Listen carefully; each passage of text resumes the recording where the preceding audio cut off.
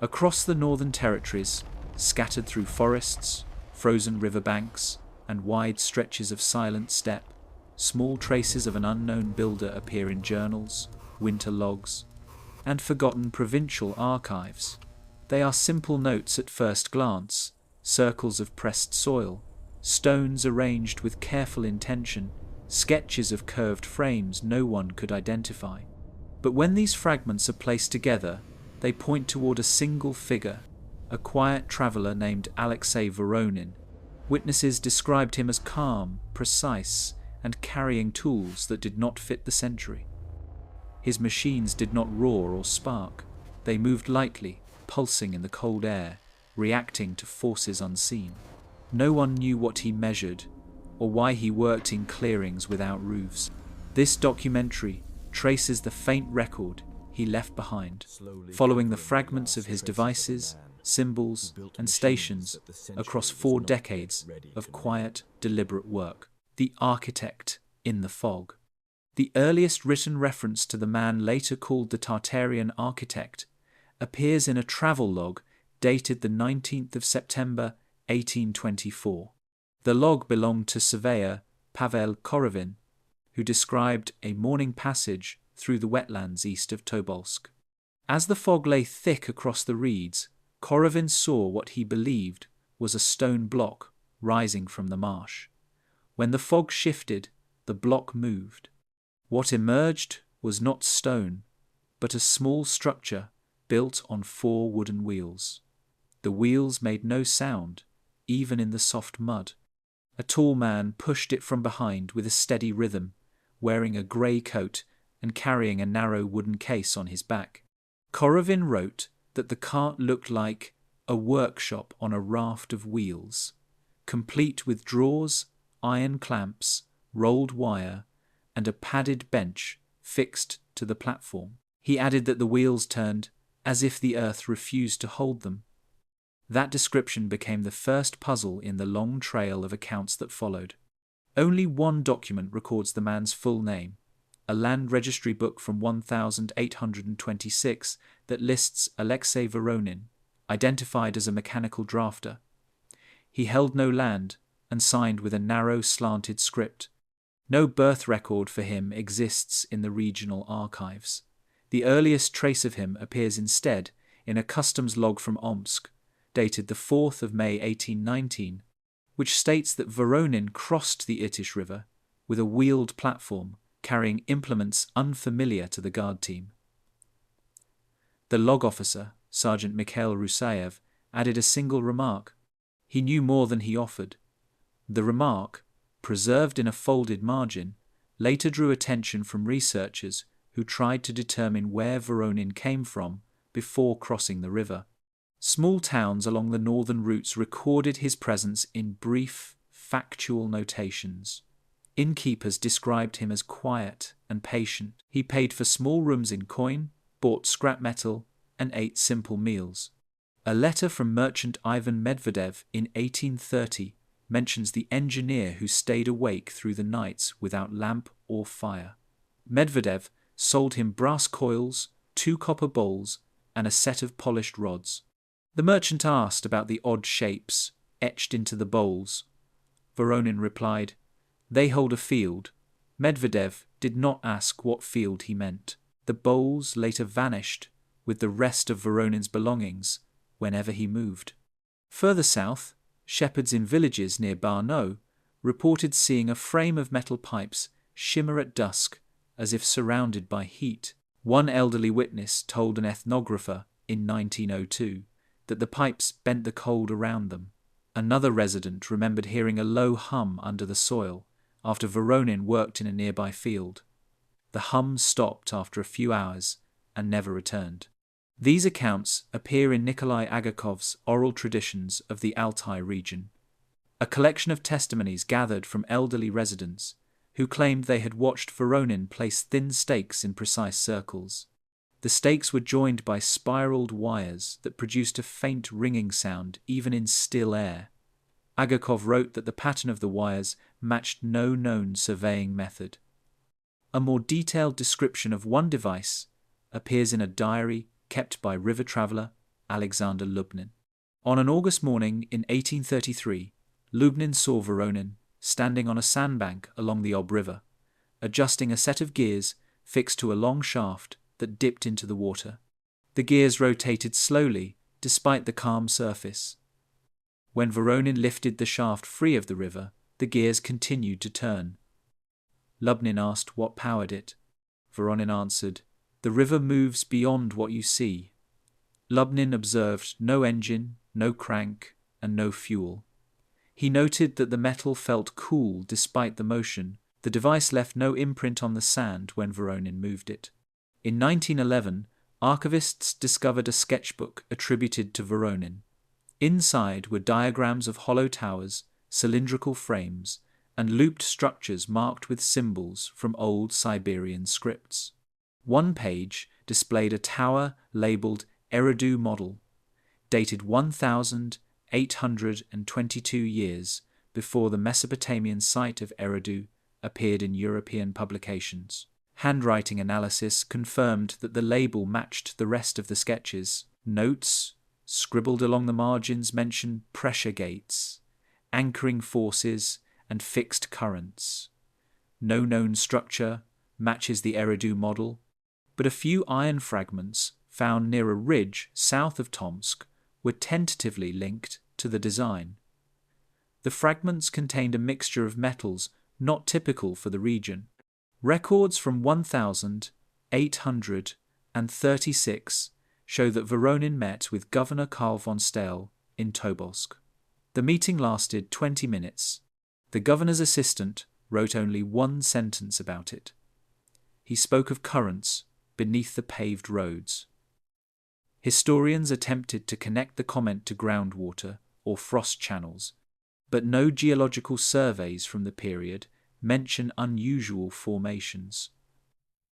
The assistant's remark became another unresolved hint among dozens that surrounded Voronin's work. By 1839, Voronin's travels slowed. Witnesses described him as thin, stooped, and less willing to speak. His wheeled workshop was seen only twice after that year. The last confirmed sighting came from a hunter named Petr Levtsov in 1841. Levtsov recalled seeing Voronin assembling a metal arch on a remote ridge. A long iron rod vibrated when Voronin lifted it, though there was no wind. The hunter asked what the arch would do.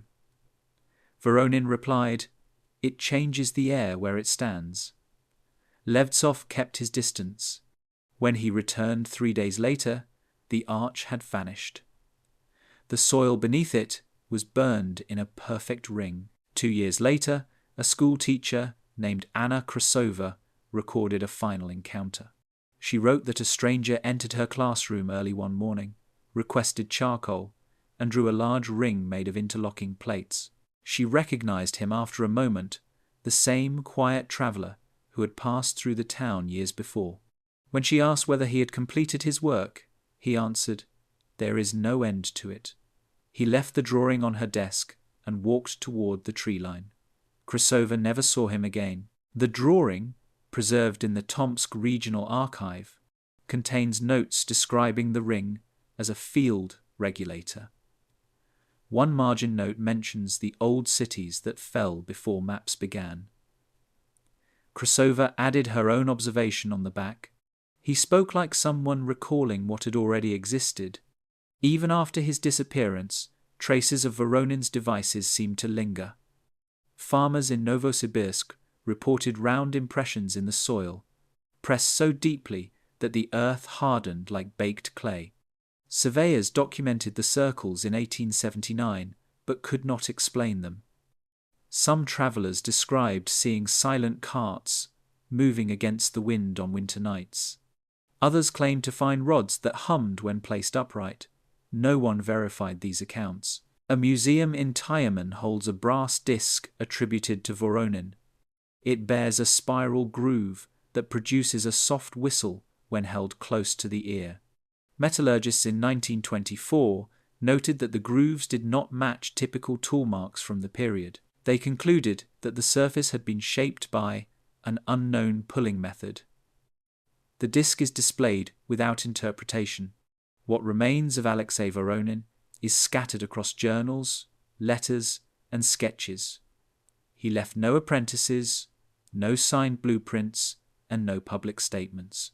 Witnesses described machines that worked without fire, water wheels that turned without contact, circles of metal that glowed without heat, and wheels that moved as if guided by something beneath the ground. His path across the northern landscape is marked only by faint impressions, burnt rings, and the memory of a man who carried a workshop on wheels and built machines that did not match the century that recorded him. The foundations beneath the snow. Cold ground records what people forget.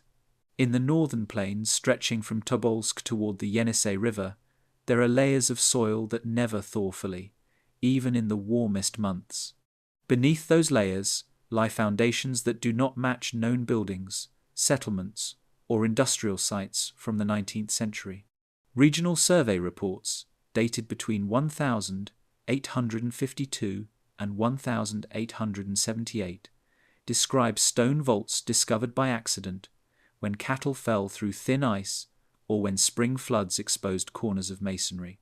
The vaults share an unusual feature: narrow channels carved into the stone floors. The channels curve in long arcs, never meeting at a center, as if part of a pattern too large for the rooms that held them.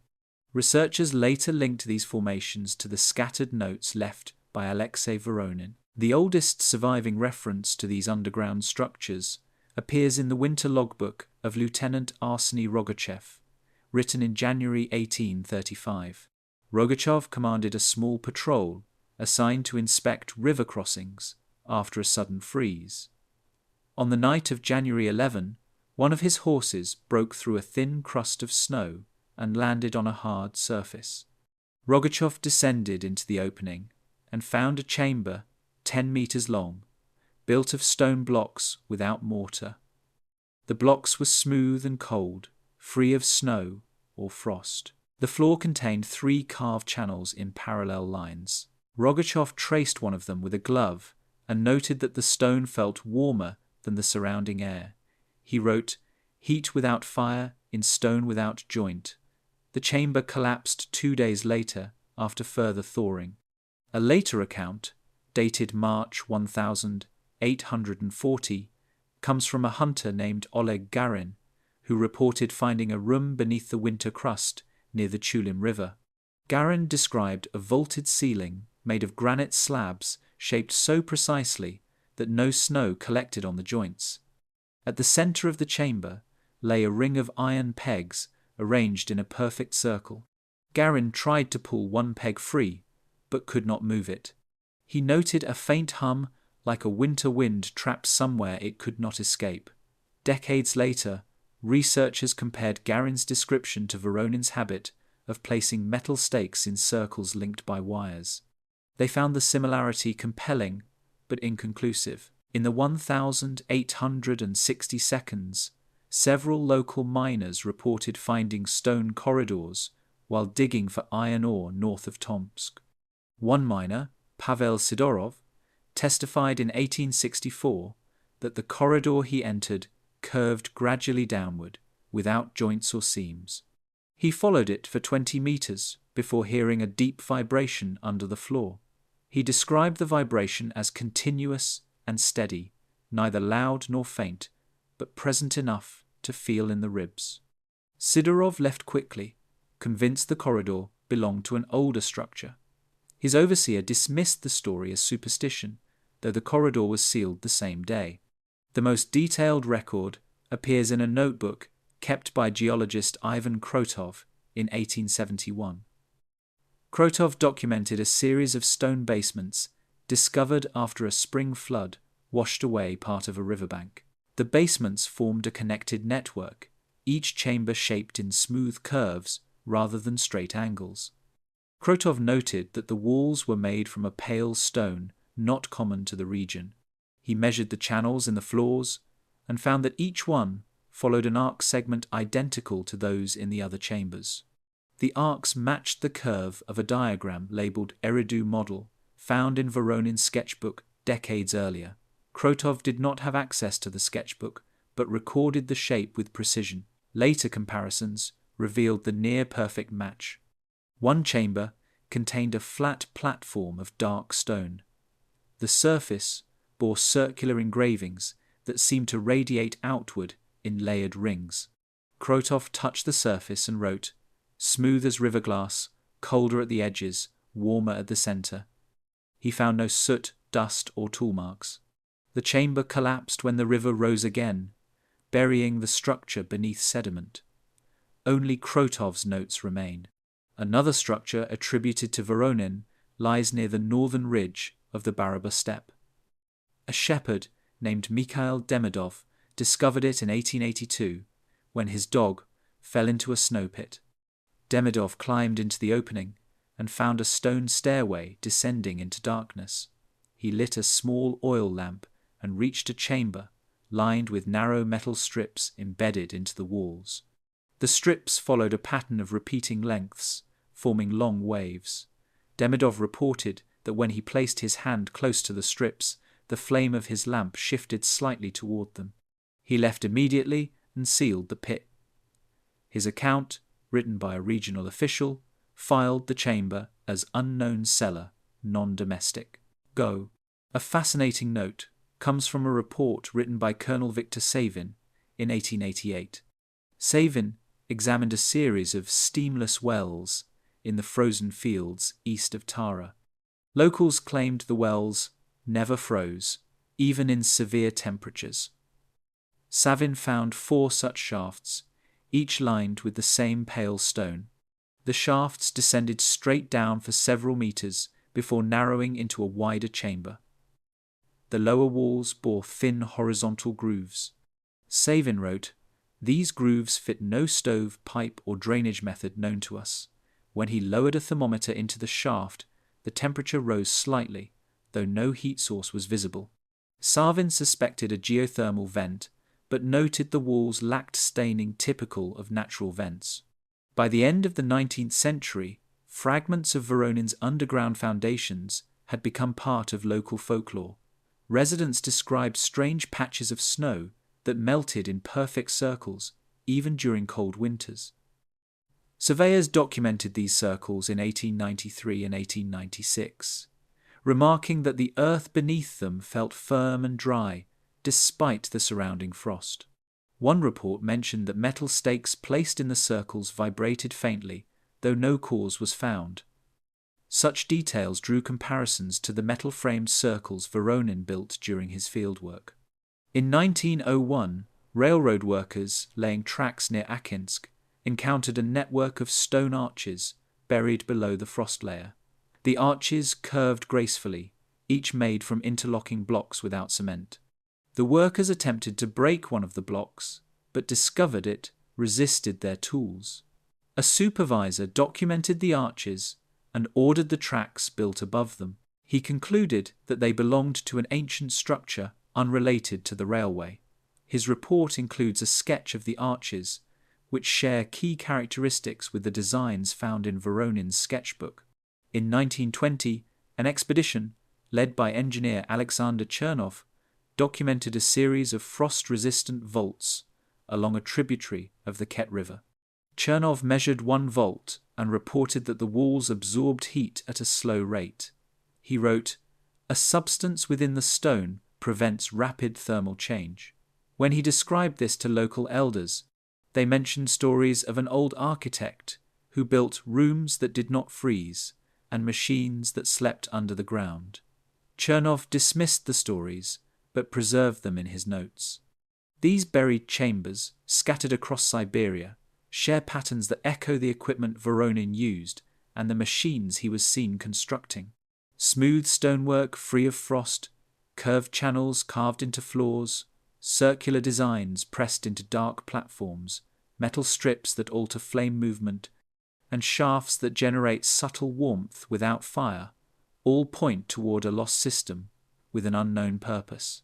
The northern soil holds these remnants quietly, sealed beneath layers of snow that return each winter, preserving the traces of structures that do not match the century that recorded them. The wheel with no center. The object most often linked to Aleksei Voronin appears in scattered descriptions recorded over almost 40 years. Witnesses called it many names: a ring engine, a hollow wheel, a turning frame, or simply the circle.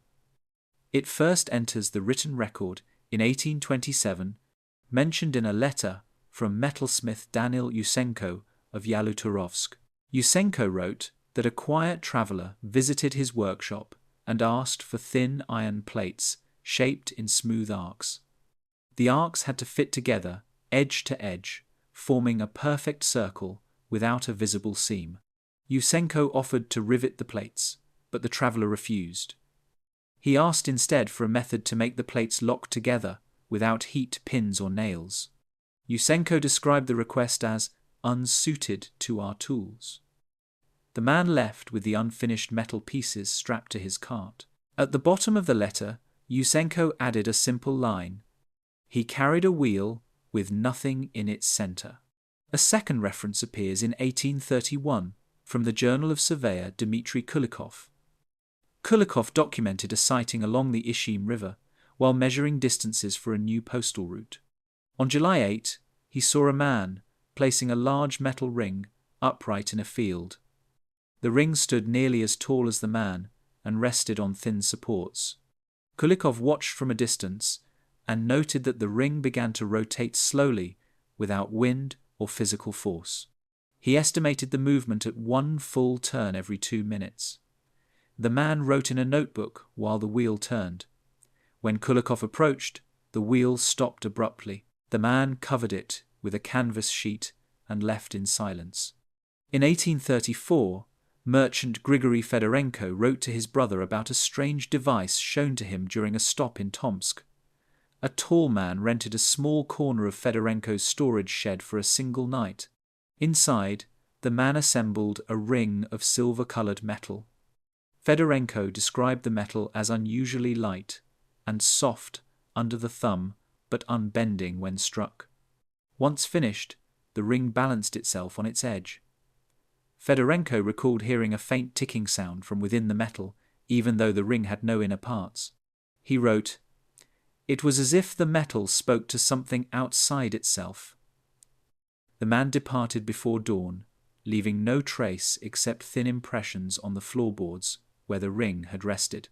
One of the clearest technical descriptions of the device comes from an 1842 note written by scribe Anton Yurenko in the town of Tara.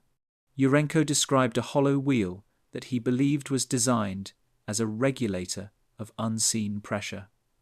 He saw it only briefly. A traveller entered the town's abandoned granary late one evening and asked for charcoal, a straight edge, and a thin chisel. Yurenko, who kept the granary's key, allowed him inside and watched him assemble the device. The wheel was composed of interlocking plates that slid into place without friction. When the traveller lifted it, the ring seemed to lighten. Yurenko wrote, "He held it as one might hold a hoop made of willow." The traveller then set the wheel against the granary wall, where it leaned without touching the boards. Yurenko tested the gap with his hand and felt cool air moving outward. The wheel did not fall, even when the wind shook the building. The traveller worked in silence, adding markings to the plates with the charcoal. He left before sunrise, carrying the wheel wrapped in a woven cloth. Another account, dated March 1847, describes a wheel found in the steppe near a frozen creek. A group of hunters discovered it half buried in snow, upright and motionless. They estimated it to be 2 meters in diameter. The metal showed no signs of rust despite exposure to the winter air. When one hunter tried to push it over, the wheel resisted. Another lifted it with ease. Their conflicting accounts puzzled local authorities. The wheel vanished after a late snowstorm, leaving only a shallow ring-shaped depression in the ground. In 1855, teacher and amateur naturalist Sofia Migulina wrote a letter describing an object she encountered while travelling between villages. She saw a faint glow across a field after sunset. Upon approaching, she found a large ring standing upright, Soft light pulsed along the metal in slow intervals. Migulina wrote, "It pulsed as if remembering something." The pulse faded when she stepped closer. She heard no hum or vibration, but the grass around the wheel bent away from it. She circled the object twice and noticed that her compass needle drifted slightly whenever she neared it. She backed away and returned the following morning. The ring was gone. The most detailed sketch connected to the wheel appears in a notebook found among Voronin's belongings after his disappearance. The sketch shows a hollow ring composed of curved plates fitted so tightly that no lines appear between them.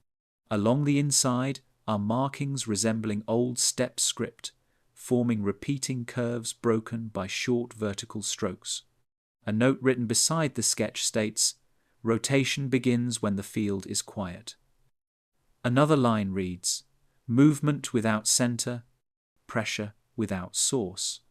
The drawing includes arrows showing the force dispersing into the surrounding air. The notebook page also mentions a third model, implying earlier prototypes. In 1862, a record from a postal inspector named Lev Danilov describes a meeting with an elderly man who claimed to have seen Voronin's wheel in use. The man said the wheel rolled slowly across frozen ground, despite the absence of wind or slope. Danilov wrote, "He described it as moving with the intention of an animal, not the motion of a tool." The inspector added that the man spoke confidently, with no signs of exaggeration. The inspector filed his note, but made no conclusions. Railway builders working near Mariinsk in 1870 reported discovering a ring-shaped cavity in the soil. The cavity's walls were smooth, as if pressed outward by an object of perfect curvature. The workers noted that no tracks led to or from the cavity. It was as though the wheel appeared and vanished without moving across the ground. Engineers who examined the cavity concluded that no known machinery could have created such a shape. One final reference appears in the 1888 winter diary of botanist Anton Nekrasov. He wrote that he saw a circular object standing beneath a cluster of bare pines. Snow did not accumulate on it. A thin band of clear earth surrounded the base, forming a perfect circle. Nekrasov approached the wheel and placed his hand against the metal. It felt neither cold nor warm. It felt, in his words, absent. When he stepped back, the wheel rotated once, in a slow, steady motion. Nekrasov fled quietly, marking the location in his diary. When he returned 4 days later, fresh snow covered the area. No trace remained.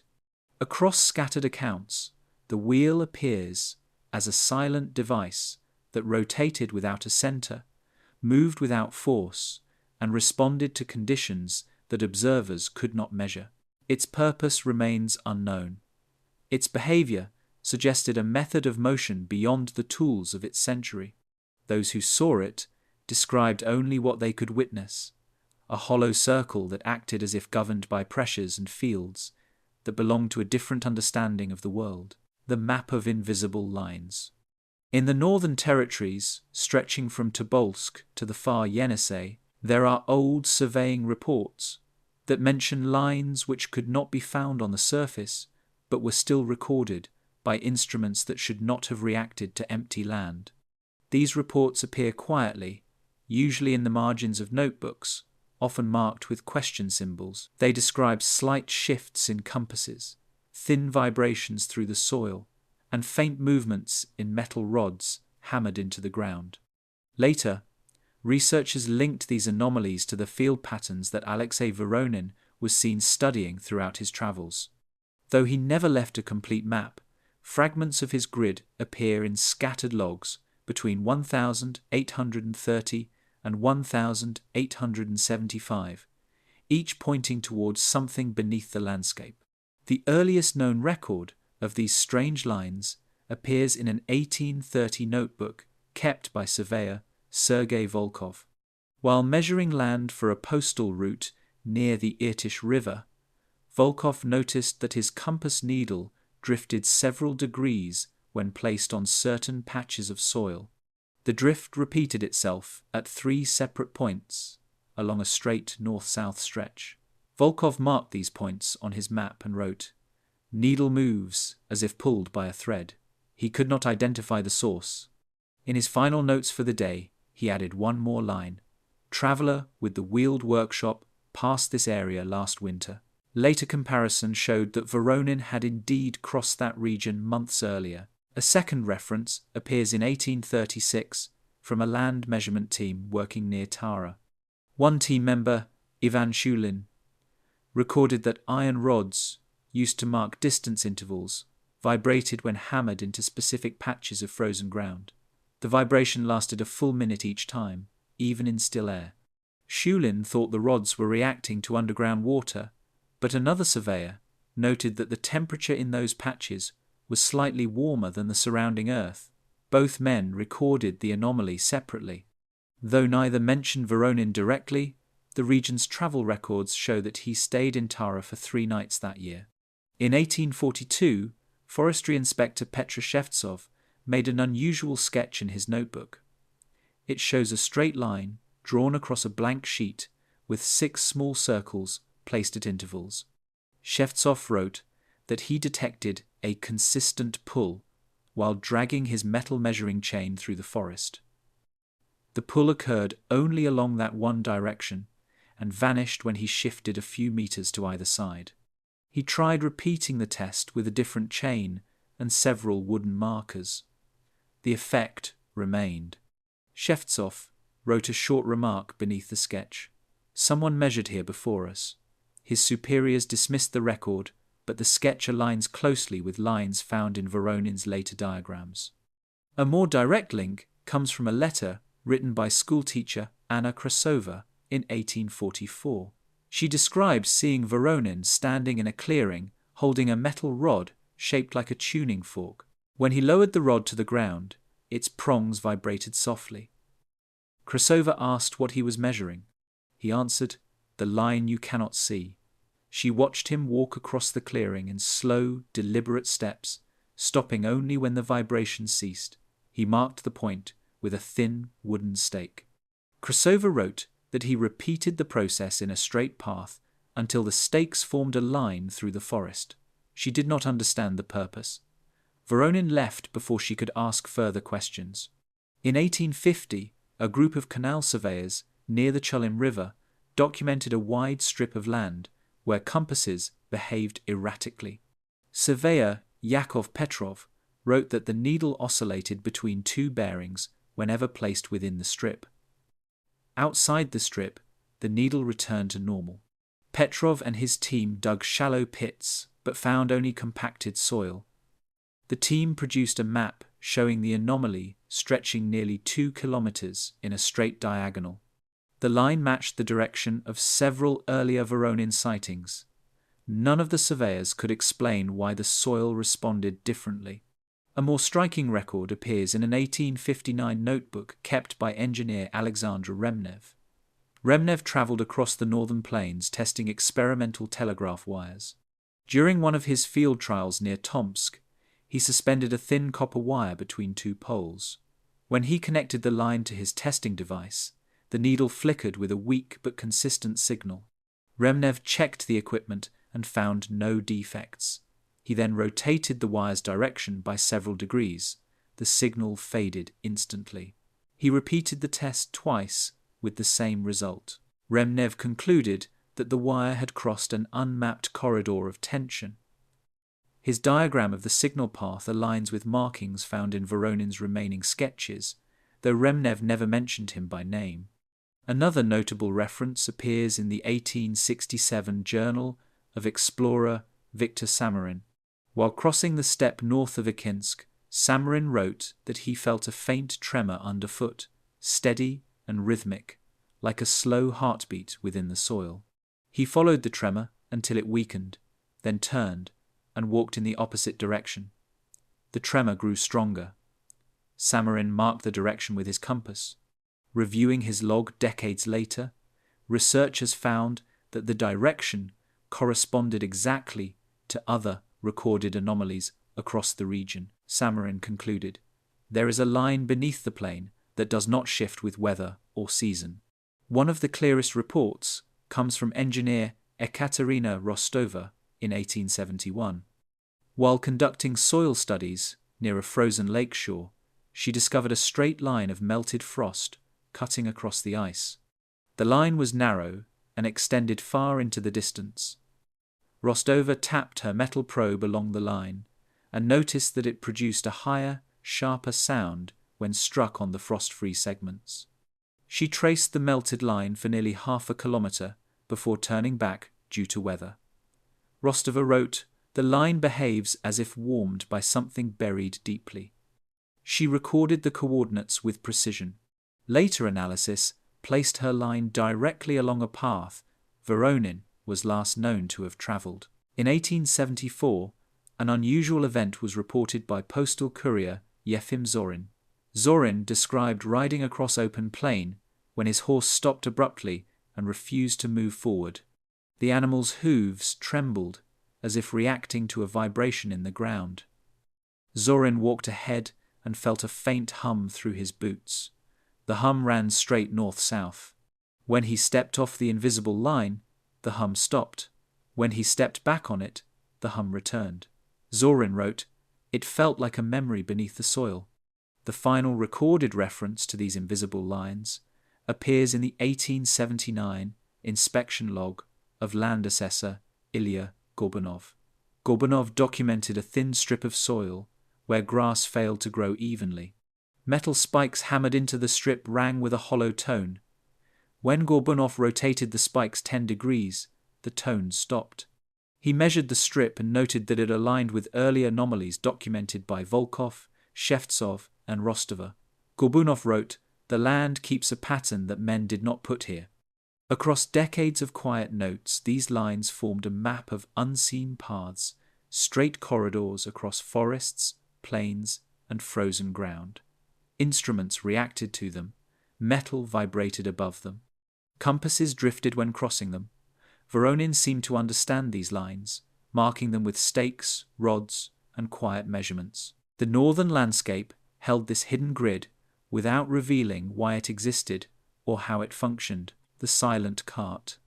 The wheeled platform that accompanied Aleksei Voronin across the northern landscape is one of the most persistent details in eyewitness accounts.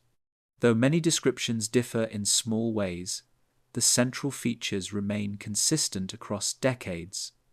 A wooden base shaped like a narrow raft, 4 wheels that made no sound on frozen soil or muddy ground, and drawers that slid open without friction. Some observers called it a workshop, others described it as a moving room of tools. A few believed it was part of the machines Voronin built. Whatever its purpose, the cart always appeared as a quiet extension of the man, following him through forests, marshes, riverbanks, and remote plains. The earliest written note about the cart appears in 1,824 inches Pavel Korovin's travel log. Korovin described the wheels as cut from solid wood, yet lighter than a child's toy. He noted that the cart moved smoothly through deep mud, leaving only shallow tracks that faded within hours. Korovin approached the cart and touched the axle. He expected moisture or grit.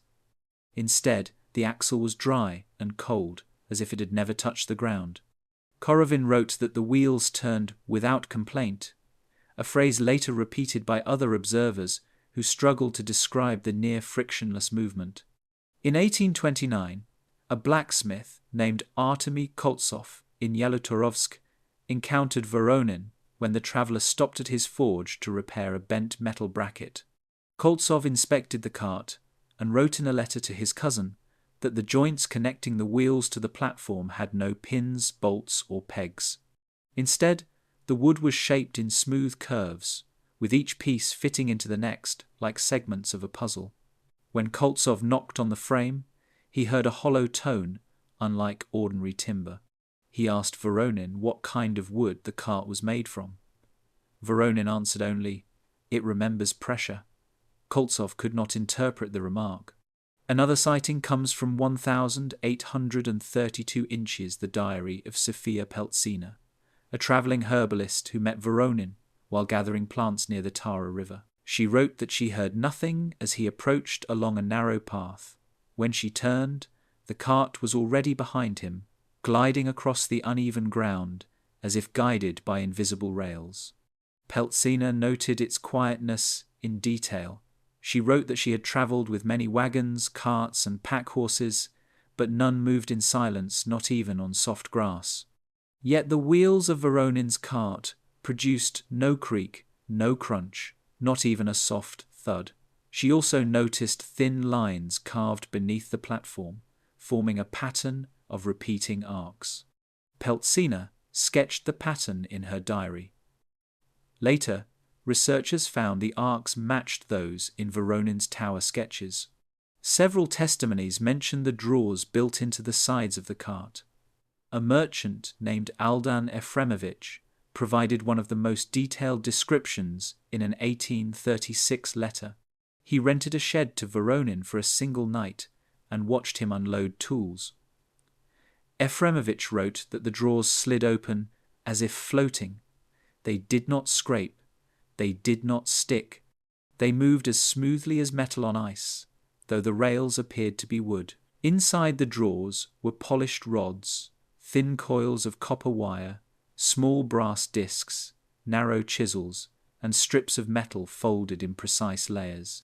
Efremovich noted that each drawer held a single object placed at the exact center. The arrangement looked deliberate, almost ritualistic. In 1841, a hunter named Levtsov, who recorded the last confirmed sighting of Voronin, also described the cart. He wrote that the platform stood at an angle on rocky ground without assistance. The wheels did not roll downhill. Levtsov pushed gently against one wheel. It resisted, as if held by some unseen grip. Yet when Voronin touched the same wheel, it rotated freely. Levtsov concluded that the cart responded only to Voronin. He added that he felt a faint vibration through the wheel, like a soft heartbeat, steady, slow, and strangely calm. Another curious account comes from a group of river workers near the Ob River in 1844. They saw Voronin standing beside his cart while adjusting a long metal rod set into the ground. One worker, Anton Shelkov, noticed that the tools inside the cart's drawers hummed faintly when Voronin tapped the rod. The hum stopped when he lifted the rod free. Shelkov later wrote that the drawers seemed sensitive to the earth's mood, a phrase he did not explain. His testimony suggests that the cart and its contents may have been part of Voronin's method for identifying the invisible lines described in earlier records.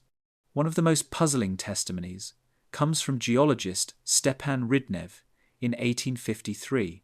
Ridnev met Voronin in a clearing where the cart stood motionless beside a circle of iron stakes.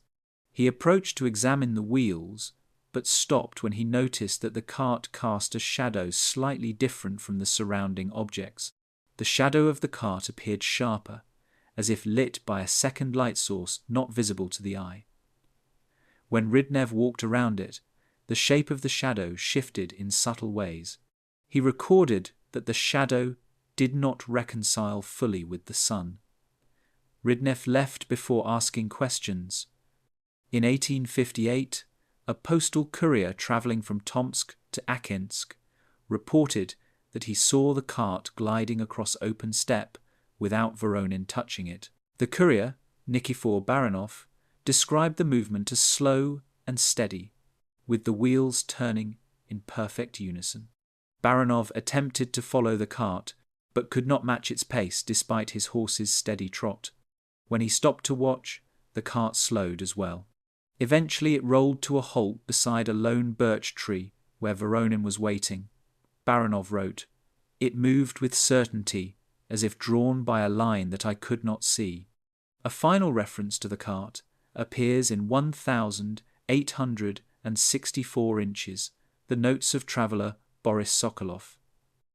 He described an abandoned campsite near the Yenisei River where he found faint wheel impressions in the soil. The impressions were shallow, perfectly smooth, and evenly spaced. Sokolov followed them for several meters until they disappeared across frozen ground. Near the tracks, he found a fragment of wood carved with a curved indentation. The indentation matched the arc pattern seen in Voronin's earlier sketches. The cart itself was gone, and no further tracks appeared beyond that point. Across these accounts, Voronin's silent cart appears not as a simple tool of travel, but as part of a larger system of measurement, storage, and construction.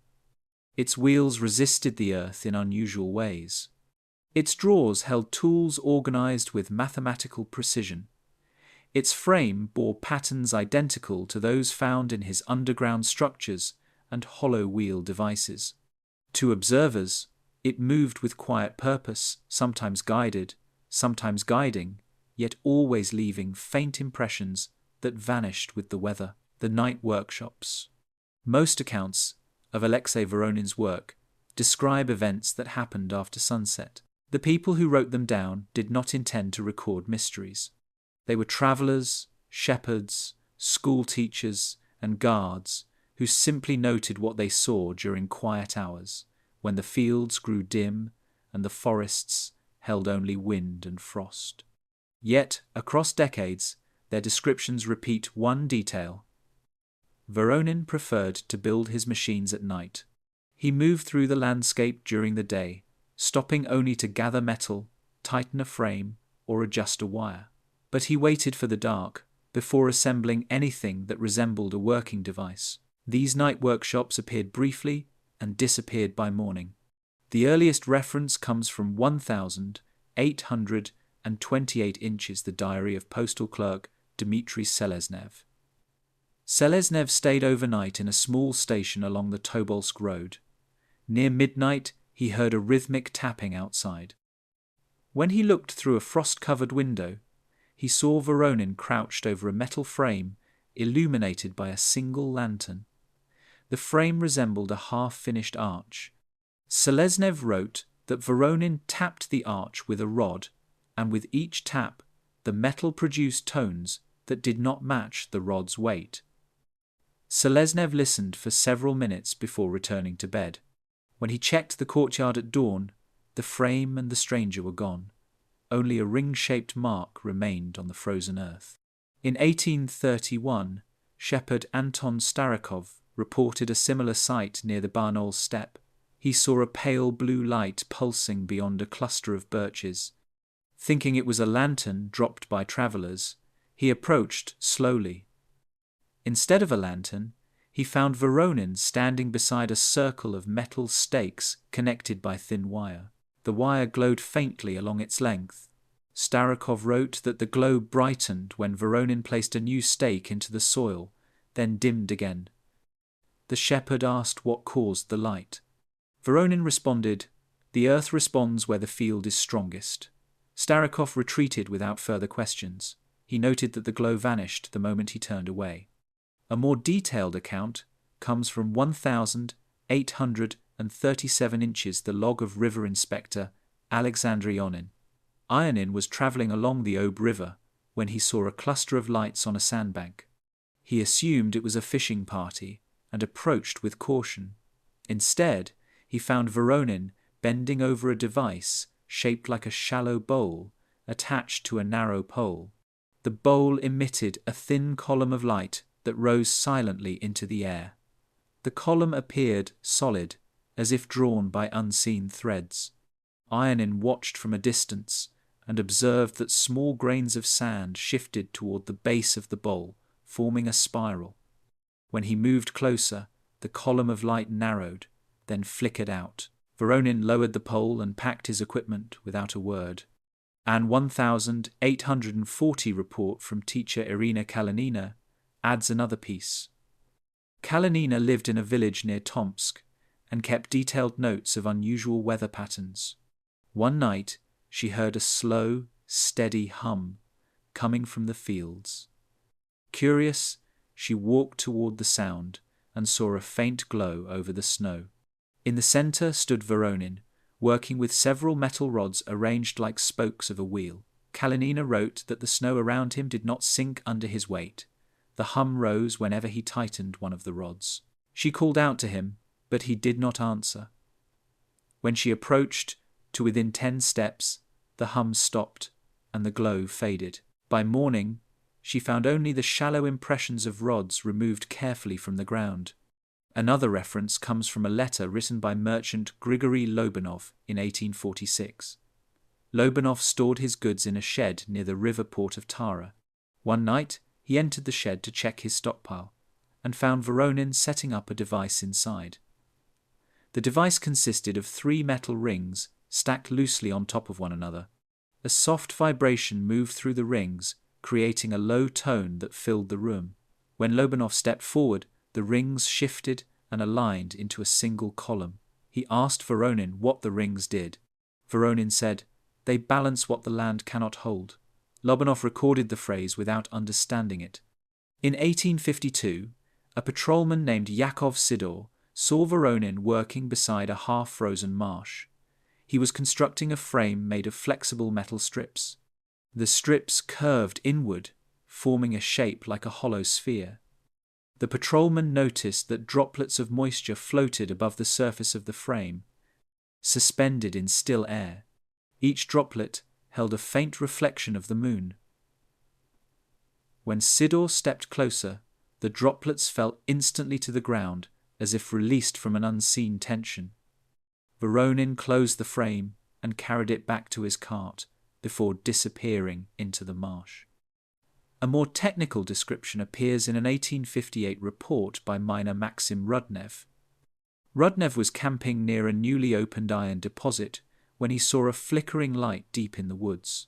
Approaching carefully, he found Voronin kneeling over a flat metal plate. The plate bore concentric circles engraved into the surface. Voronin placed small metal spheres onto the plate, and the spheres rolled into formation without external force. They arranged themselves along one of the engraved circles and began to rotate. Rudnev felt a soft vibration through the soil. The spheres continued to rotate until Voronin brushed them aside. Rudnev later described the event as a machine that worked only when darkness covered it. One curious detail, repeated across several testimonies, involves the silence that followed Voronin's work. Observers often noted that the night grew unusually still during his workshops. Crickets fell quiet, wind slowed, dogs stopped barking. A woodsman named Semyon Petrov wrote in 1861 that the silence felt thick, as if sound itself had stepped back to watch. He saw Voronin adjusting a set of vertical poles. Each pole emitted a small spark when touched. The sparks floated for a brief moment before vanishing. Petrov watched for several minutes before retreating. When he looked back, both the poles and the man were gone. The final recorded night workshop comes from 1,869 inches, the journal of field assistant Klavdia Reshetova. She was conducting plant studies when she saw a dim glow spreading across the ground near a cliffside. Peering from behind a fallen log, she witnessed Voronin assembling a large ring made of twisted metal bands. When he completed the ring, it lifted slightly above the ground, swaying gently. Reshetova watched in silence as the ring rotated once, then twice, without touching the soil. Voronin steadied it with his hand, marked something on a sheet of paper, and dismantled the device piece by piece. He worked slowly, with no haste, as if the night existed only for these motions. Across decades of accounts, the pattern of Voronin's night workshops remains consistent: silent devices that glowed, hummed, vibrated, or shifted in ways that daylight seemed to disrupt. He waited for darkness, not for secrecy, but because the machines worked differently under the night sky. Witnesses were left with faint impressions, unclear glimpses, and small fragments of machines that behaved like tools from a system beyond their century shapes that appeared only after sunset and vanished before dawn. The children who saw too much. Most of the written accounts of Aleksei Voronin came from adult surveyors, merchants, miners, and travelers who approached his work with caution or confusion. But scattered through archives and private letters are a handful of testimonies made by children who observed him from distances adults never used. They hid behind woodpiles, watched through cracks in fences, or followed him out of curiosity rather than suspicion. These accounts, though brief and often overlooked, contain details that do not appear in any adult record. Children described motions, colors, sounds, and small mechanisms that older witnesses ignored. Their words were simple, but the precision of their observations adds a different layer to the understanding of Voronin's work. One of the earliest such accounts appears in an 1830 letter kept in the Krasnoyarsk Regional Archive. The letter was written by a miller named Aleksei Voronin, who recorded what his 9-year-old daughter told him after wandering near the riverbank. She had been gathering reeds when she saw a man kneeling beside a round metal frame.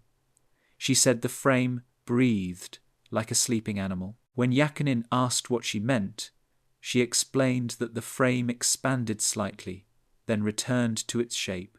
She placed her hand near it and felt a soft push, like warm air rising from a stove, though the frame was cold. The girl said the man watched the motion and made small marks in a notebook. The next morning, Voronin visited the spot and found only a faint, circular imprint in the mud. A second testimony comes from an 1834 school entry in the village of Bolshoy Ulus. The teacher recorded a conversation with a boy named Kirill, who claimed he saw Voronin fixing a strange object behind the school garden. The boy described it as a small box with metal slats that opened and closed like the gills of a fish. He said the slats moved by themselves, opening wider when Voronin tapped the box with a wooden rod. When the teacher asked if the box made noise, Kirill replied, "It clicked like a beetle." No adult reported seeing the device, and the teacher dismissed it as imagination. Still, the description of the slats resembles patterns found in one of Voronin's later sketches, labelled Pressure Gate. Another child's account appears in a letter dated 1839 from seamstress Polina Lazareva.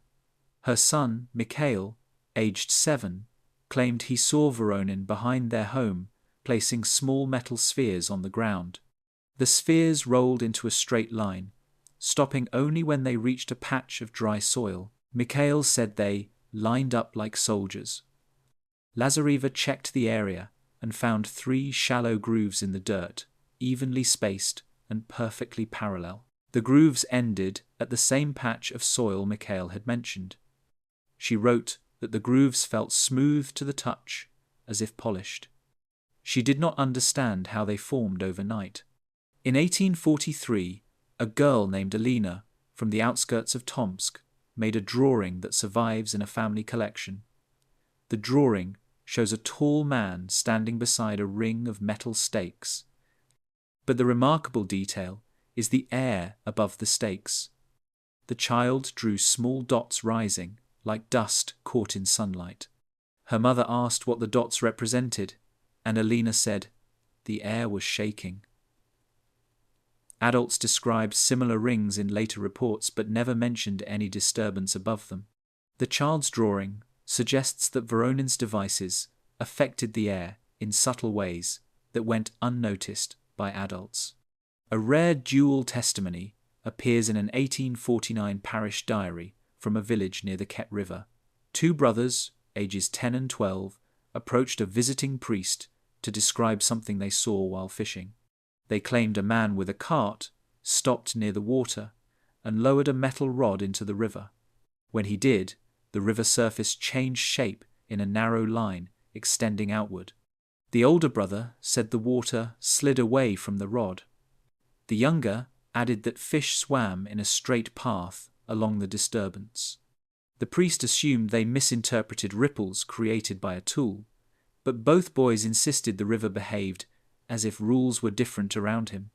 A particularly detailed account comes from 1855 inches, the Journal of Land Registrar Pavel Gromov. Gromov interviewed a girl named Yevgenia, who often wandered through the steppe while her mother worked farmland. She said she watched Voronin assemble a wheel made of thin plates. While adults described such wheels as motionless or slowly rotating, Yevgenia noted a feature no adult mentioned. She said she saw tiny sparks inside the hollow center. The sparks moved without touching the metal, floating like insects trapped in clear water. When Gromov asked her to repeat what she saw, she traced small circles in the air with her finger. Gromov considered the detail too precise to be invention. His journal entry is the only record describing internal motion within one of the wheels. Another child's account from 1860 appears in the log of a traveling veterinarian. A boy named Andrei claimed he had hidden behind a wall while watching Voronin adjust a device shaped like a bent ladder. The bars of the device glowed faintly. When the veterinarian asked how brightly it glowed, the boy answered, "Only enough to see your breath move." Andrei also said that when Voronin placed his hand near the device, the glow grew stronger on one side. This detail of uneven response does not appear in any adult testimony, though it aligns with the idea that Voronin's machines reacted to motion, heat, or pressure. In 1866, a young girl named Marina from the Yenisei region reported watching Voronin assemble what she described as a silver bowl with legs. When Marina touched the ground near it, she felt a tickling sensation in her fingertips. She lifted her hand and saw tiny grains of soil jumping upward, as if caught by a weak force. When she told the village adults, they warned her to stay away from strangers. Her family later noted that the grass around the site grew in a circle a shade darker than the surrounding field. The last recorded child's testimony dates to 1869, just months before Voronin vanished. A boy named Valentin, whose family lived near a frozen tributary, claimed to see Voronin standing inside a ring of stones. Valentin said the stones were humming. When asked how he knew, he tapped a cup with a spoon and said, "Like this, but inside your ribs." He demonstrated by placing his hand on his chest. The adults dismissed the story, but Valentine insisted that the stones vibrated and that Voronin moved his hand across the air, as if feeling for invisible walls. These child testimonies, though scattered and often dismissed, share striking consistency: moving air, vibrating soil, floating particles, self-aligning objects, internal sparks, and silent mechanical behavior that adults rarely noticed. Children described the small effects, tiny shifts, soft lights, faint movements that offered clearer glimpses into the mechanics of Voronin's devices.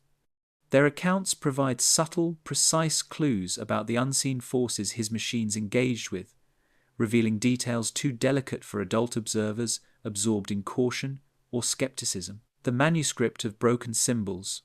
Among the scattered traces Aleksei Voronin left behind, none stirred more confusion than the fragments of writing attributed to him. These fragments did not appear in a single volume or notebook. They surfaced instead in copied pages, incomplete sketches, and half-remembered descriptions written by witnesses who saw his notes briefly before he folded them away. None of the symbols match the standard alphabets or technical marks used in 19th century Russia. Some resemble steppe runes. Others carry the shape of mathematical curves. A few look like pressure diagrams without numbers. When placed together, the fragments appear like parts of a system, half a language, half a set of instructions that no one could fully understand. The earliest reference comes from 1827 inches, a letter written by clerk Nikanor Tregubov. He described meeting Voronin in a small riverside station during a snowstorm. Tregubov noted that the traveller took out a folded sheet covered in thin marks like broken ladders. The symbols ran in vertical lines, with each line divided by short horizontal cuts. Tregubov believed it was a foreign script. When he asked where the symbols came from, Voronin replied, "They are measurements, not words." Before Tregubov could study the sheet further, Voronin folded it and placed it back in his coat. A more detailed description appears in 1833 from the records of herbalist Sophia Peltzina, who had previously observed his silent cart.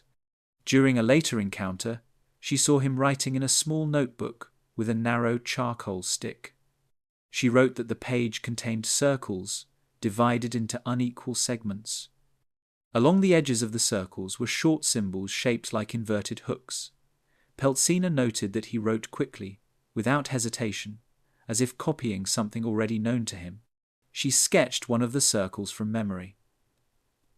Later comparison shows that her sketch matches markings found in the Eridu model tower design discovered decades afterward. In 1839, miner Zakhar Malyutin encountered Voronin near a quarry. Malyutin described him studying a strip of parchment covered with spiral marks. Each spiral contained tiny slashes arranged in patterns. Malyutin thought the marks resembled tally marks used by labourers, but their arrangement appeared too precise. When he asked whether the slashes counted anything, Voronin answered, "They show where weight will refuse to settle." Malyutin did not understand the remark. The parchment was folded away before he could see more. Another fragment appears in 1,841 inches, the travel journal of Inspector Alexander Ionin. Ionin saw Voronin studying a thin metal plate etched with small symbols arranged in concentric lines.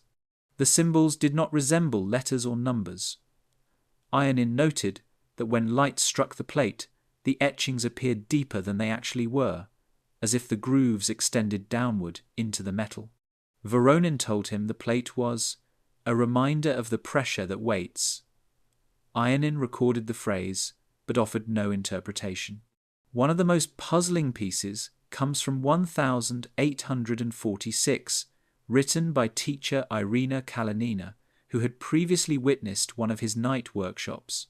Kalinina saw Voronin copying symbols onto the back of a torn map. She helped him hold the map steady in the wind. She wrote that the symbols looked like broken circles, paired with short lines angled outward. Some of the circles were incomplete, as if intentionally left open. Kalinina asked if the symbols were meant to be read. He answered, "They are for alignment, not reading." When she later tried to redraw them, she remembered only fragments. A rare surviving copy exists from 1,850 inches, the form of a charcoal rubbing made by postal worker Ilya Dorogin. Dorogin encountered Voronin in an abandoned shed and noticed a sheet of paper pinned to the wall. While Voronin stepped outside, Dorogin pressed his notebook against the paper and rubbed charcoal over it. The image he captured shows a sequence of short vertical marks connected by arcs. The arcs bend in irregular intervals, creating a pattern that looks almost musical. When Dorogin studied the pattern later, he noticed that the arcs followed predictable angles, though the meaning remained obscure. This rubbing, preserved in a regional museum, is one of the few physical traces of Voronin's symbols. Another description appears in 1,854 inches, the notebook of veterinary assistant Pavel Kezarev. While treating a horse near the steppe, Kezarev saw Voronin drawing on a flat stone using a sharpened stick dipped in dark liquid. The symbols formed a long sequence of short, sharp shapes, like tiny teeth. When Voronin finished, he poured water over the stone, erasing the marks at once. Kesarev's sketch of the sequence shows a pattern that repeats every 8 symbols. Later, researchers suggested the pattern resembled early attempts to measure vibration frequencies. In 1859, traveller Stepan Rudnev, who had witnessed rotating spheres on a metal plate, recorded another instance. He saw Voronin copying symbols into a notebook while kneeling over the completed device. Rudnev wrote that the symbols did not remain still as he looked at them. He was certain that the thin strokes seemed to lean slightly, though he could not say whether his eyes were tired or the page shifted in the lantern light. He did note that the symbols looked like a list of forces without numbers. One of the most complete descriptions appears in an 1863 letter written by tailor Mikhail Stupin. Stupin described seeing Voronin repair a broken tool beside the tailor's shop. When Voronin opened his notebook, Stupin observed a complex table filled with symbols arranged in rows and columns. Each row ended with a larger symbol shaped like a crescent. The crescents alternated in orientation, one facing left, the next facing right. Stupin asked why some crescents pointed backward. Voronin answered, "They hold tension differently." Stupin found the explanation meaningless, but remembered the table clearly enough to draw part of it later.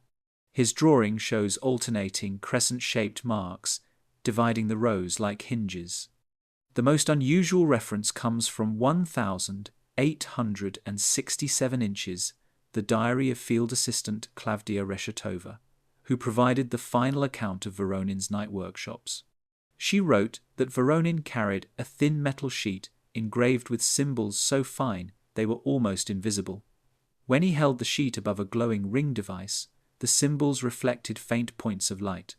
Reshetova noted that the reflections shifted even though the metal sheet remained still. She believed the symbols were reacting to something in the device. When she asked what they meant, Voronin replied, "They tell me where the field breaks." This phrase is the closest anyone came to understanding the purpose of the symbols. By 1870, when Voronin had already vanished, these fragments were known only as scattered references. The symbols never formed a readable script. They behaved more like diagrams, indicators of balance, pressure, rotation, and alignment. Adults who saw them could not read them. Children remembered only shapes. Witnesses agreed on one thing. Voronin wrote them not as language, but as a form of measurement. The broken symbols mapped relationships between forces invisible to those around him, marking the boundaries and tensions his machines relied upon. Across copied fragments, incomplete sketches, and brief recollections, the manuscript of broken symbols appears not as a singular text, but as a moving notebook, one that travelled across forests and plains, shown only in passing to those who reported it, then hidden again.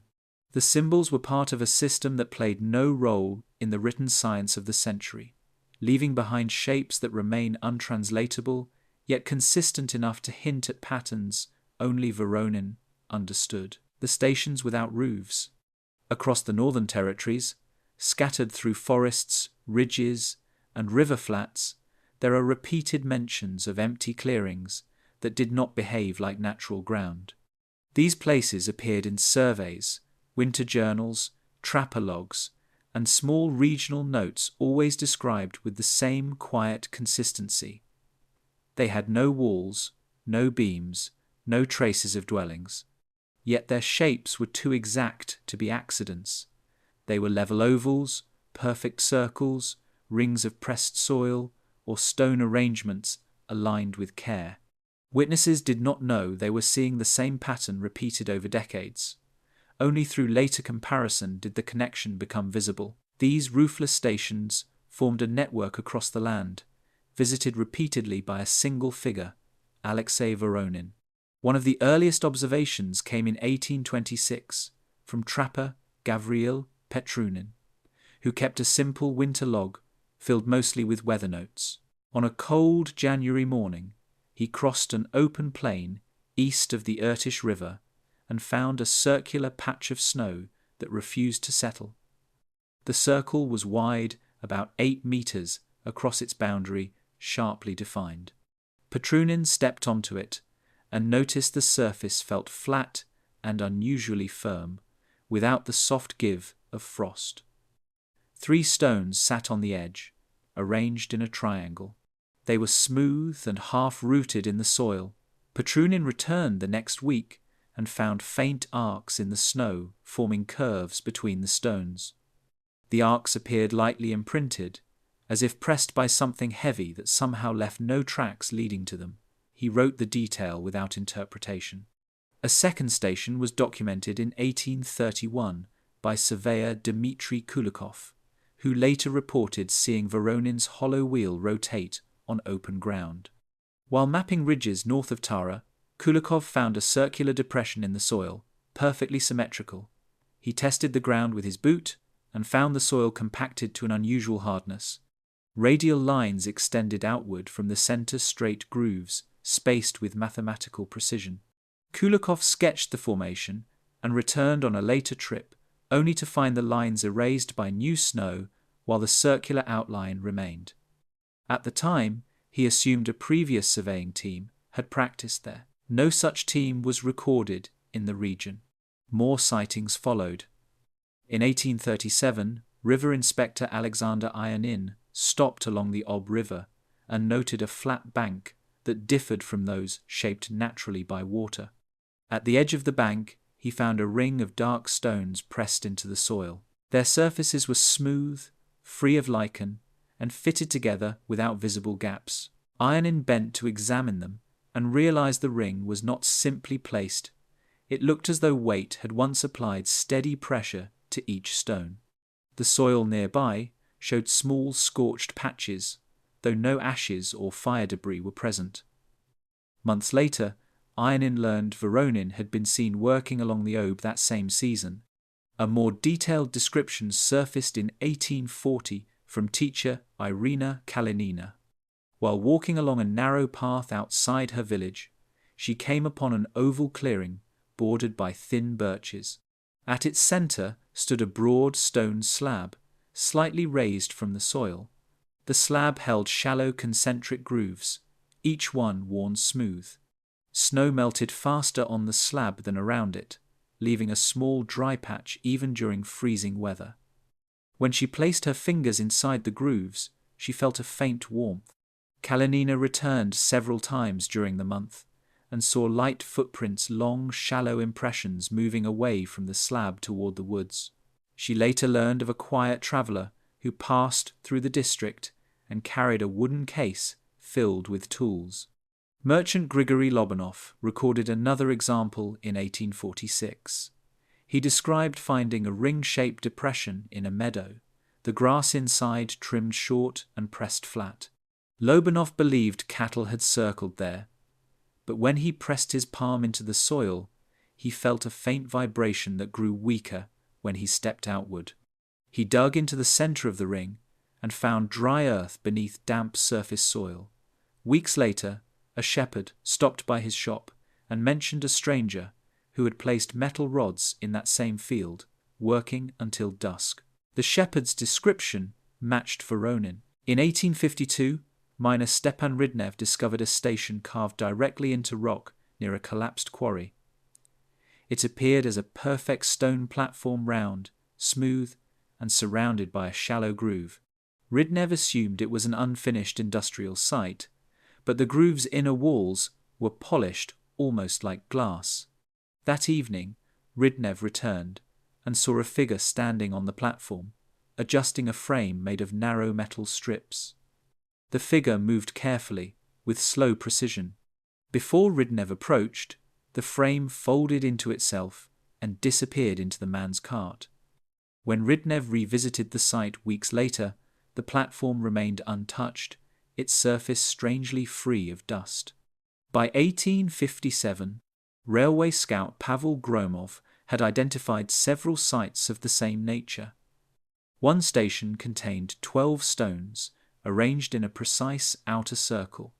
The stones were nearly identical in size, as if cut in a workshop rather than shaped by erosion. Gromov tested the stones by tapping them with a rod. Each one produced an identical tone.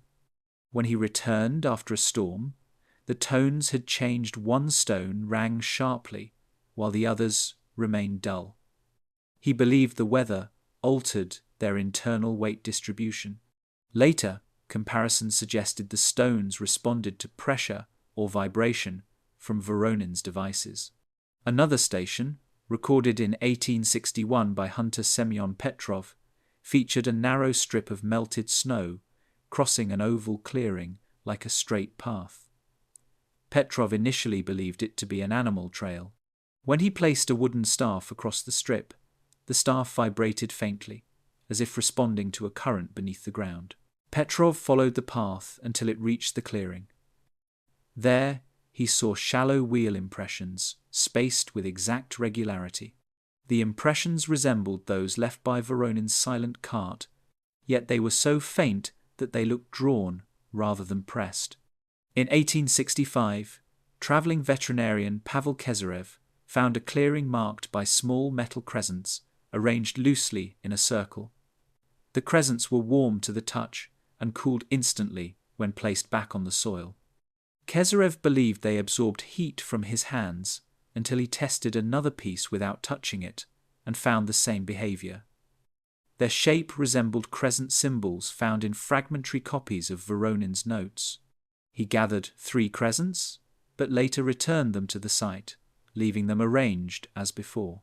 The final recorded station appears in 1,869 inches, the journal of field assistant Klavdia Reshetova.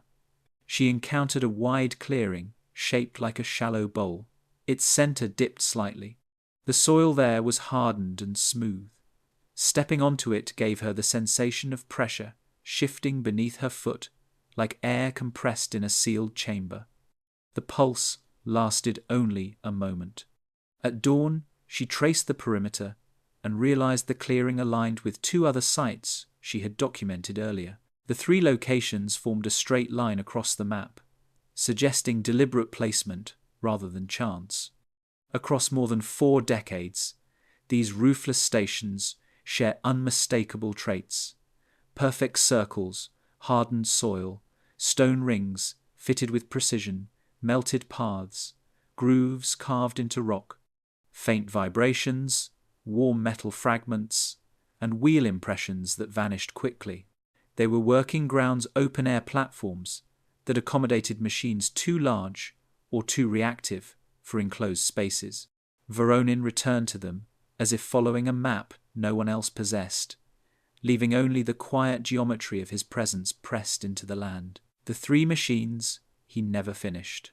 Scattered through letters, winter journals, and field notes are descriptions of devices that Aleksei Voronin began constructing but never completed.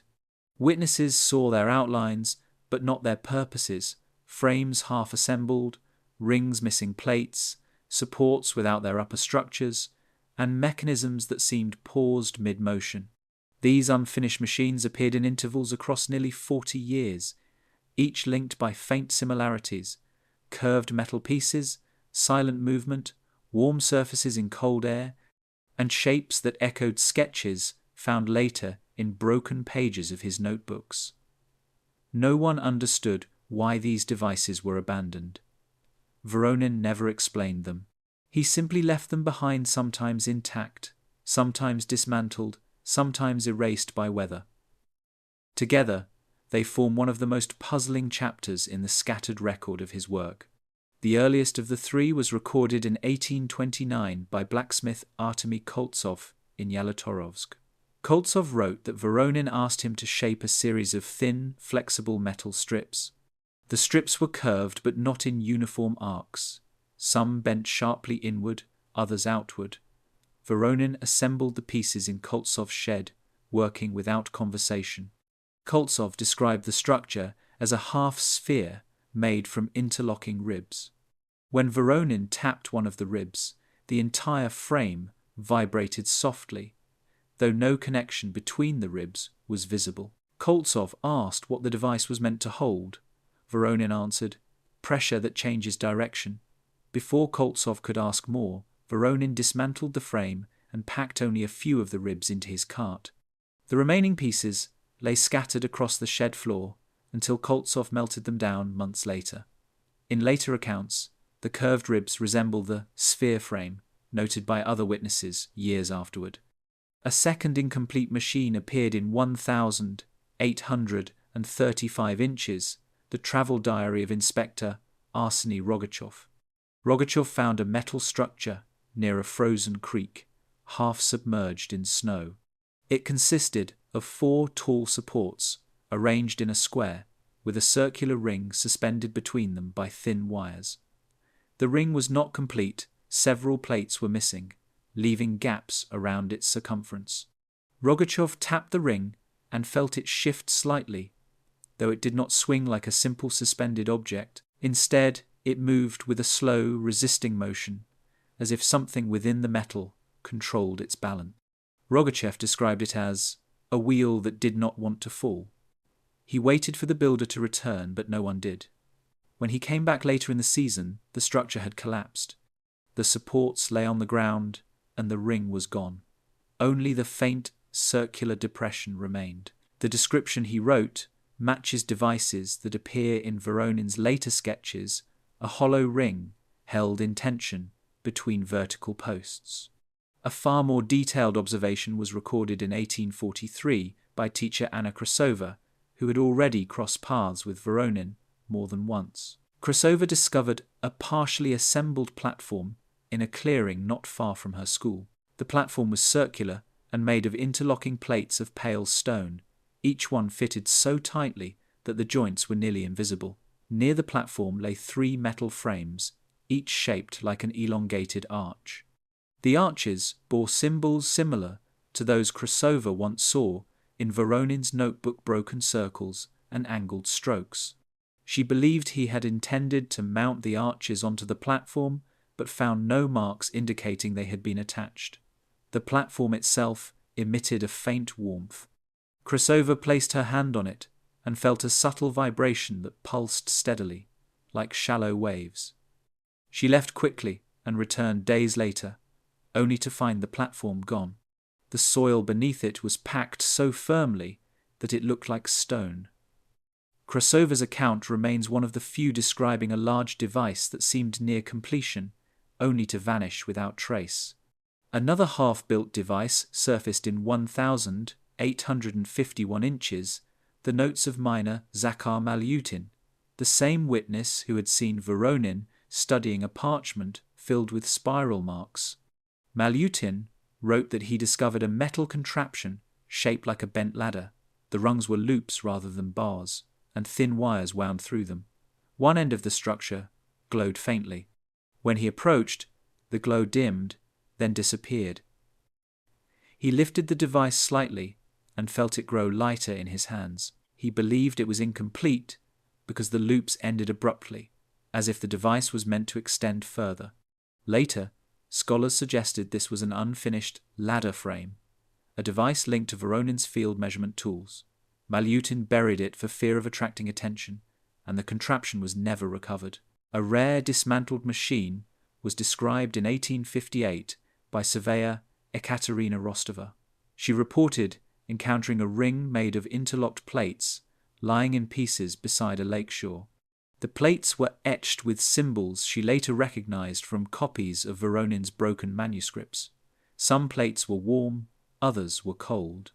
Rostova believed the device had fallen apart recently, as the snow beneath the pieces remained unmelted except in small patches. She attempted to reassemble 2 of the plates, but found they resisted alignment unless held at a precise angle. She concluded that the device required knowledge she did not possess. When she returned the next day with her assistant, the plates were gone. The snow showed only a depression where they had lain. The last and most puzzling of the unfinished machines was recorded in 1867 by field assistant Klavdia Reshetova, whose journal contained the final sightings of Voronin before he disappeared. Reshetova described a large, incomplete, wheel-like device resting on a lowered slope. The structure consisted of 2 concentric rings connected by ribs. Half the ribs were missing, leaving the inner ring supported unevenly. Reshetova wrote that the device rotated slowly whenever the wind shifted, though it did not appear to be wind-powered. She placed her ear near the inner ring and heard a deep hum, steady and calm. The hum grew louder when she stepped closer, then weaker when she stepped away. She tried lifting the outer ring, but found it heavier than it looked. The inner ring, however, moved with surprising ease. When she returned the following morning, the device was gone. Only small indentations from its supports remained in the soil.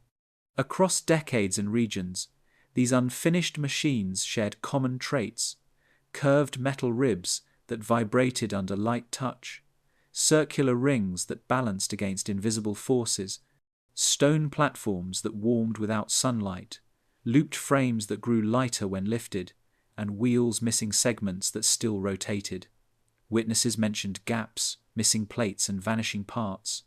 Voronin never completed them, not because he lacked materials, but because he seemed to abandon them the moment they resisted alignment with forces only he could sense. These half-built forms reveal the outline of a system that remained permanently in progress, the glass instrument. Among the scattered reports describing Aleksei Voronin's tools, only one mentions an instrument made of transparent material.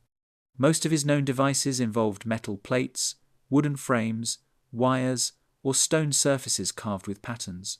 Yet, across a handful of decades, in small observations written by unrelated witnesses, a repeated detail appears, a glass-like object that he carried wrapped in cloth, used rarely, and guarded with unusual care. The accounts are brief, almost hesitant, as if those who wrote them were uncertain they saw it clearly. But placed together, they reveal an instrument unlike any other in Voronin's record. The earliest mention comes from 1,832 inches, the diary of herbalist Sofia Peltsina, who had previously described his silent cart and night work. She wrote that during one encounter, near a riverbank, Voronin took out a clear disc from a long cloth pouch. Peltsina assumed it was ice, until she noticed it did not melt in her hand when he allowed her to touch its surface. The disc felt colder at the edges and warmer in the center. Peltsina wrote that when she held it up to the light, faint patterns appeared inside it, lines that shifted depending on the angle, forming shapes she could not describe. She returned the disc to him, and he placed it immediately back into its cloth, as if protecting it from the air. Another reference comes from 1,838, recorded by Customs Guard Mikhail Rusayev, the same man who earlier noted that Voronin carried implements unfamiliar to the inspection team. Rusayev wrote of stopping Voronin on a remote crossing during a fog. When he asked to inspect the contents of Voronin's cart, the traveller lifted a hand and said, "Some objects respond poorly to interruption." Rusayev insisted on seeing at least one item, and Voronin unwrapped what the guard described as a small window of frozen water with lines inside it. Rusayev noted that the object made a soft clicking sound when held upright, though Voronin's hand remained still. The guard asked if it was a measuring tool. Voronin replied, "It reads what cannot be seen." Rusayev decided not to press further. A third sighting appears in 1,841 inches, the travel notes of Inspector Alexander Ionin. Ionin encountered Voronin working along the Ob River and observed him placing a transparent oval object on the ground beside a metal rod. Ionin wrote that when Voronin lowered the rod, the glass object lit faintly with pale color, not bright, not glowing, but faint enough to change the air around it. The light traveled across small cracks within the glass, like liquid moving through channels. Ionin compared it to frost forming along a window pane. When Voronin lifted the rod again, the light withdrew.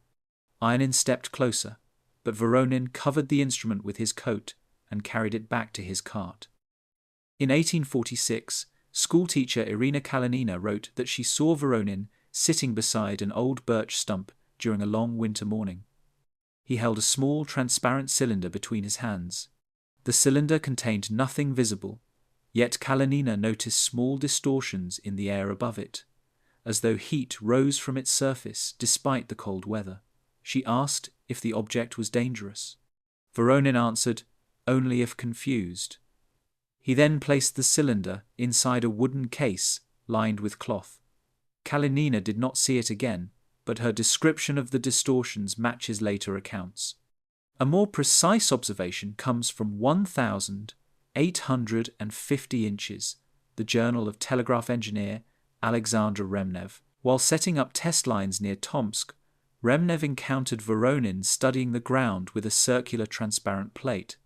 Remnev approached cautiously and noticed thin spokes etched inside the plate, radiating from the center. Voronin held the object close to the soil, and the spokes brightened faintly. Remnev wrote that the color resembled distant lightning behind fog. He asked what the spokes represented. Voronin pointed to one of them and said, "This one stays constant." He did not explain further. When Remnev attempted to touch the plate, Voronin pulled it away with an unusual quickness, as if the object required protection from even brief contact. Another sighting appears in 1857 from hunter Ivan Karashev. He found Voronin in a forest clearing, holding a thin transparent rod between two fingers. The rod appeared to bend under its own weight, yet when Karashev blinked, it looked straight again. Voronin placed the rod near a tree, and the bark on the trunk seemed to shimmer as if slightly displaced. Karashev stepped backward, unsettled, and asked if the rod was glass. Voronin replied, "It is older than glass." He placed the rod back into his cloth pouch before leaving the clearing without any further explanation. The final and most detailed account of the instrument comes from 1,868 inches, the notebook of Field Assistant Klavdia Reshetova. She observed Voronin kneeling beside a frost-ringed clearing, assembling one of his metal frames. Near his left knee rested a transparent object shaped like a square tile, but thinner than any crafted glass she had seen. The tile contained faint lines that curved like river channels. As Voronin tightened the frame, the lines shifted subtly, bending inward. When he loosened it, they straightened. Reshetova realized the tile reacted not to light, but to pressure and alignment. She wrote that the object reminded her of a map that changed itself depending on how it was held. When Voronin noticed her watching, he rapped the tile instantly and said, "Some instruments tell too much if left open." What the glass instrument measured, if measurement was its purpose, remains uncertain. Witnesses noted its shifts, its soft clicks, its distortions in air, and the faint luminosity of hidden patterns. It did not behave like crafted glass, nor like crystal or polished stone. Voronin used it sparingly, always with care, and never allowed anyone to observe it uncovered for long. He kept it wrapped, protected, and separate from his other tools, suggesting it served a specific function in the system of machines he built across the northern landscape. Across scattered accounts, the glass instrument appears as the most fragile and guarded device in Voronin's work. It did not hum, glow loudly, or rotate like his metal mechanisms. Instead, it shifted within itself, quiet, subtle, and reactive to forces invisible to the witnesses. It was the one object he handled with hesitation, as though even minor interference could disrupt what it revealed. And it remains the only device he used that left no trace behind, except in the quiet lines of those who saw it briefly and never forgot the way it changed the air around it. The translation attempt. In the years after Aleksei Voronin vanished from the Northern Territories, a small number of scholars, inspectors, and amateur researchers attempted to make sense of the fragments he left behind. They had only partial diagrams, copied symbols, scattered testimonies, and occasional sketches made from memory. None of them witnessed his work directly in its complete form. They tried to reconstruct a system they had never seen as a whole, one that used markings without numbers, machines without enclosed casings, and instruments that responded to forces not written into any scientific language of the century. Their efforts were slow, deliberate, and confined to quiet rooms with oil lamps, where thin lines on paper became their only guide to a man whose tools had no clear origin. The first attempt began in 1872, 3 years after Voronin's disappearance, when surveyor Alexander Ionin delivered a bundle of notes to the Tomsk provincial office. Inside the bundle were sketches of rings, plates, and curved ribs, along with the rubbing he had taken years earlier from a metal plate etched with symbols. Ionin wrote to the governor that the marks represent instructions of some variety, though their sequence does not conform to any alphabet known to me. He believed the symbols behaved like measurements, but lacked any numerical counterpart.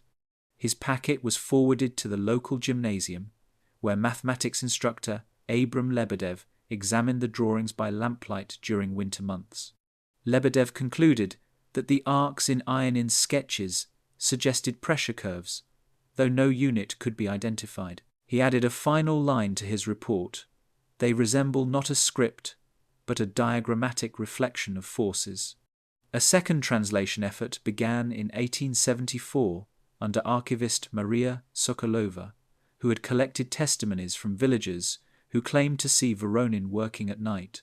Sokolova gathered copies of symbols from disparate sources: teacher Kalinina's broken circles, merchant Lobanov's slanted strokes, the inverted hooks sketched by herbalist Peltsina, and the alternating crescents recorded by tailor Mikhail Stupin. She placed the copies on a long table in the archive hall, arranging them by shape, density, and apparent repetition. Over time, she noticed that many of the symbols shared small angles between 10 and 15 degrees, appearing consistently across unrelated sources. She concluded that the angle itself held meaning. Her preliminary catalogue included 42 symbols, though she admitted most were incomplete. Sokolova did not assign phonetic values or numerical significance. Instead, she described the symbols as states of a system, each representing a position or tension rather than a sound. In 1876, telegraph engineer Alexander Remnev attempted a more technical approach. He studied his own notes describing the transparent plate Voronin used near Tomsk, and compared them with Ionin's sketches of the etched metal sheet. Remnev believed the internal spokes inside the transparent disc corresponded with the arcs on the metal plate. He proposed that Voronin's instruments measured gradients changes in some invisible field. Remnev built a wooden model using string and thin wires to mimic the pattern from his notes. When he rotated the center of the model, the wires adjusted with slight tension. Remnev noted the model shifted into stable positions at certain angles. He believed these stable positions might correspond to Voronin's symbols. His report, submitted to the regional engineering office, concluded cautiously: the symbols appear to denote points of stable equilibrium. No further government interest followed. Another translator emerged unexpectedly in 1881, a retired land registrar named Pavel Gromov. Gromov had previously documented several stations without roofs, and had seen stones arranged in wide circles that emitted uniform tones when struck. After retirement, he moved to a small cottage near Akinsk and began copying symbols based on recovered testimony. Gromov approached the symbols as if they were not a language but a map. He compared distances between repeated marks, treating each symbol as a coordinate. Over 2 years, he created a chart showing clusters of symbols that formed triangular arrangements. The same cluster appeared in sketches taken from 3 different witnesses over a span of 20 years. Gromov labeled the cluster Sequence A3, noting its recurrence near sites where rotating rings were observed. His chart remains one of the most organized attempts to group Voronin's markings into functional sets. In 1884, a more formal translation effort was attempted in Tobolsk under provincial historian Andrei Vedenin. Vedenin had collected testimonies about Voronin's abandoned machines, including the bent ladder frame and the incomplete spherical ribs. He attempted to reconstruct one device using the testimonies. He hired 2 metalworkers to replicate the curved ribs described by blacksmith Koltsov. The ribs were assembled into a half-sphere in Vedenin's workshop. When tapped, the frame vibrated faintly, but without the controlled resonance Koltsov had described. Vedenin suspected the alignment was incorrect. He placed the symbol copies around the frame in different sequences, hoping one arrangement would match the rib's curvature. None produced measurable results.